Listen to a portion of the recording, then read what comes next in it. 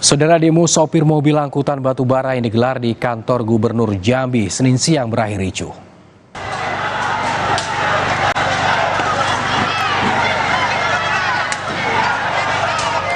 Demo sopir mobil angkutan batu bara di kantor Gubernur Jambi yang awalnya lancar justru berakhir ricuh. Kaca kantor Gubernur pecah dilempari batu oleh massa. Massa menyampaikan tuntutan terkait dengan penutupan operasional angkutan batu bara oleh Gubernur Jambi. Penutupan izin sudah berlangsung selama 1 bulan. Mereka pun menuntut agar bisa kembali bekerja menjadi sopir membawa batu bara. Massa tuntut izin operasional angkutan dibuka lagi.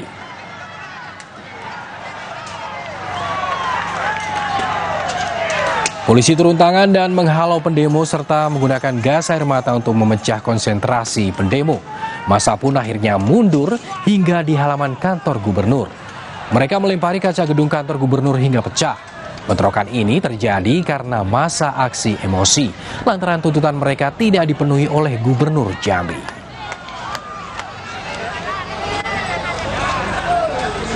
Ini sudah 1 bulan tutup, dampaknya kami bayar rumah aja, jangankan bayar rumah, untuk makan aja udah susah bang sekarang bang.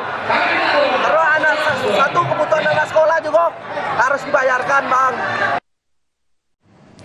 Sebelumnya, saudara, massa aksi sempat ditemui Gubernur Jambi. Menurut Gubernur Jambi Al-Haris, penutupan operasional batu bara lantaran pengusaha batu bara belum selesai mengerjakan jalan khusus angkutan batu bara.